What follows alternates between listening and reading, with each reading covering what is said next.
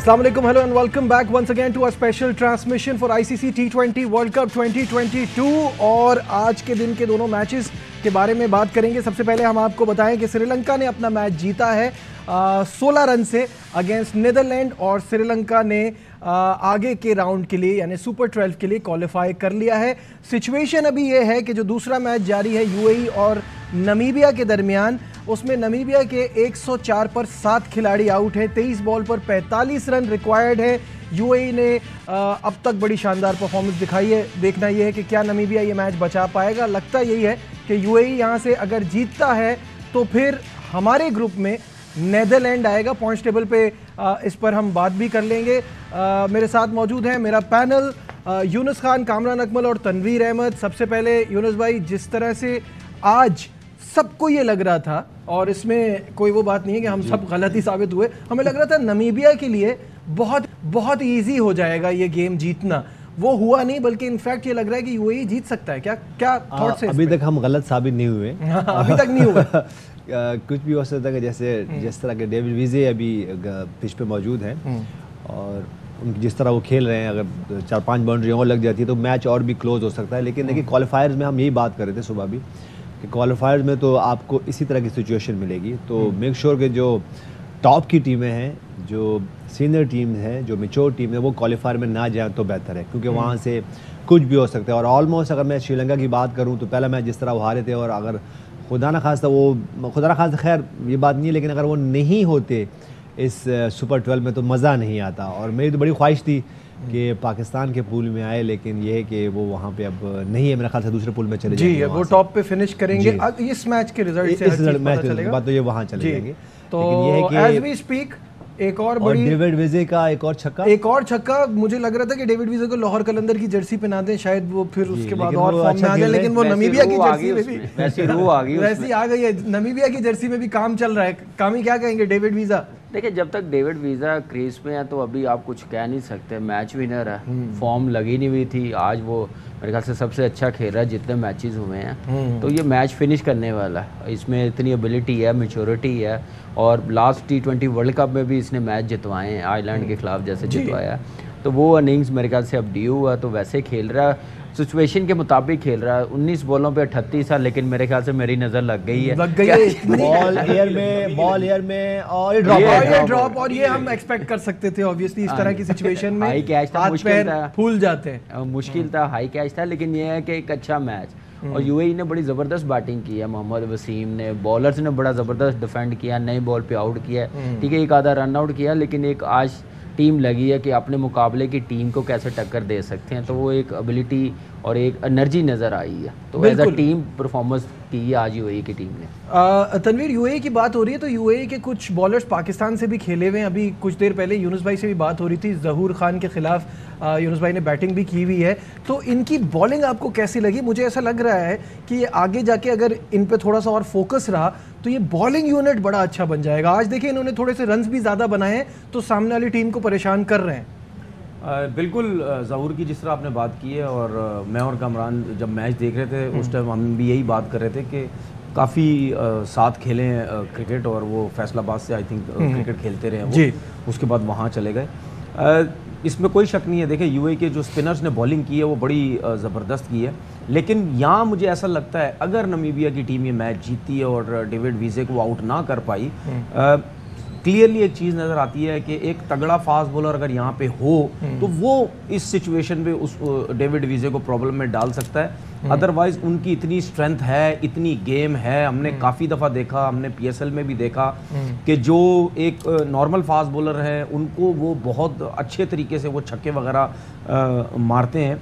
जाहिर सी बात है, ये कंडीशन भी डिफरेंट, अगर थोड़ा सा तेज़ हो, पीछे तेज़ बॉल आए तो उसमें मुश्किल हो सकती है, लेकिन ये इनएक्सपीरियंस थोड़ा सा यूएई की टीम में नज़र आता है। हम यही बात करते हैं कि जब भी कोई छोटी टीम आती है ऊपर, तो यही जो गलतियां हो रही होती हैं, फिर टीम जब डेवलप होती है तो इन्हीं चीज़ों की वजह से फिर वो कहते हैं कि ये चीज़ें हमारे पास आनी चाहिए और हमारी टीम बहुत अच्छी हो जाएगी। और मेरे ख्याल में ये जितने भी हम राउंड के मैचेस की बात कर रहे थे, क्वालिफाइंग मैचेस की, उसमें हमें कहीं ये नजर नहीं आया कि बहुत आसानी से टीमें जीत गई हैं। कोई टफ टाइम हमें भी मजा आया, पूरी जान लड़ाई है। इस टूर्नामेंट को देख के एक चीज और नजर आ रही है कि बड़ी टीमें जो अब आगे खेलेंगी वो भी यही सोचेंगी कि भाई उनको आसान ना लें, भी हो सकते हैं और डिफेंड भी हो सकते हैं। लेकिन अभी कुछ देर पहले हम ऑफ एयर ये बात कर रहे थे and I agree completely with Yunus भाई के, उनका कहना था कि ये जो क्वालिफायर राउंड है ये पहले हो जाना चाहिए, बिकॉज ये टीमें थक नहीं गई होंगी, अब इन्होंने बड़ी टीमों के साथ मुकाबला करना है,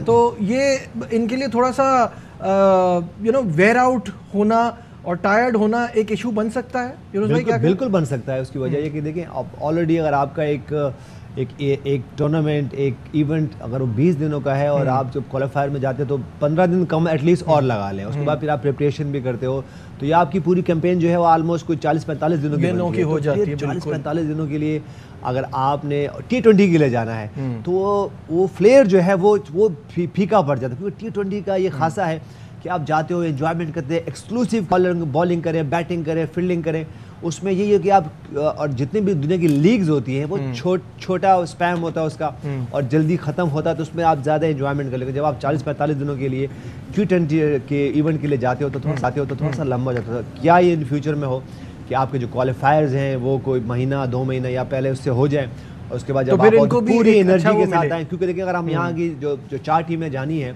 वो ऑलरेडी, और इतना टफ स्केड्यूल था, इस उसमें बारिश भी हो रही है, ठंड भी है, उसके बाद पिचेस कंडीशन चेंज है, ग्राउंड बड़े हैं, तो एग्जॉस्ट प्लेयर हो जाते हैं। तो मेरे ख्याल से क्या ही हो फ्यूचर में कि ये क्वालिफायर पहले हो जाए ताकि जब आपकी टीम है तो पूरी एनर्जी हो। कामरान, ये दोनों टीमें अपने को लेके प्राउड तो फील कर रही होंगी, बिकॉज ये पार्ट टाइमर्स से भरी हुई टीमें हैं, ये कोई प्रोफेशनल ऐसे क्रिकेटर्स नहीं है। इनको लीग्स में भी कुछ तो हैं ऑब्वियसली, ज़ाहिर है नमीबिया में और डेविड वीजे की हमने बात भी की, but mostly are part timers, और इनको कोई डे जॉब अलग कर रहा है, कोई कुछ काम कर रहा है, स्पेशली इन यूएई, तो इनके लिए कितनी बड़ी बात है, इनकी क्रिकेट के लिए कितनी बड़ी बात है इस तरह से आगे बढ़ना, सुपर 12 में जाने के लिए जो ये इस वक्त मेहनत कर रहे हैं, जो जंग लड़ रहे हैं। ठीक है नजीब भाई, मेरा ज़रा मौक़िफ़ ज़रा डिफरेंट है इन टीमों को लेके। ठीक है, क्वालिफाई राउंड बिल्कुल सही कहा है कि पहले होना चाहिए, लेकिन ये किन के अंडर आती है? आईसीसी के अंडर आते हैं, वो डेवलप करते हैं इन टीमों को। इन टीमों को सिर्फ ये नहीं कि क्वालिफाई राउंड के लिए बुलाएं या साल में एक आधी सीरीज आपस में ही खिलाएं। ये जो टीमें होती हैं, जो हमारा डोमेस्टिक नेशनल T20 होता है या ऑस्ट्रेलिया में होता है नेशनल या इंडिया में होता है, वहाँ पे ये टीमों को पूरा टूर्नामेंट खेलने के लिए भिजवाएं, वहाँ पे इनको एक्सपीरियंस दें। मैं ये पिछले वर्ल्ड कप में भी मैं जहाँ बात कर रहा था, मैं ये कह रहा था इन टीमों को ऐसे हम लोगों ने पॉलिश करना है, ऐसे तैयार करना है, पार्ट टाइम नहीं, इनको फुल टाइम क्रिकेटर बनाना है, इस तरफ लेके आए। तो ये चीज़ें उनके बोर्ड का भी काम है और उससे ज़्यादा काम है आईसीसी का। हमारा होता है हर जगह इनको भेजें, लीग क्रिकेट में ना भेजें, जो नेशनल T20 होता है वहाँ पे इन टीमों को, नीदरलैंड को, नमीबिया को, यूएई को, ये सारी एसोसिएट मेंबर को जरूर भेजें वहाँ पे। ग्रोथ फिर उसी से पॉसिबल होगी, अदरवाइज ये 2-2 साल में आना और ऐसे इवेंट्स खेलना और आपस में खेलते रहने से आप आगे कैसे बढ़ेंगे? एक तरह से ही आप खेलेंगे, किसी अच्छी क्वालिटी साइड के साथ खेलेंगे तो फिर ही बेहतरी आएगी ना। बिल्कुल ऐसा तो ये मेरे ख्याल से करना चाहिए इन टीमों के साथ। सारा साल क्रिकेट खेलते रहे। शॉर्ट स्क्रीन पे भी दिखा दे इस वक्त जो लाइव एक्शन चल रहा है, बाउंड्री है, हम बात कर रहे हैं और डेविड वीजा कह रहे हैं कि नहीं, जरूरत नहीं है ऐसी कोई लीग। मैंने कहा ना, लाहौर कलंदर की रूह आ गई है। देखिए ऐसे डेविड वीजा को तो किसी लीग की जरूरत नहीं है, हर जगह पे खेलते हैं।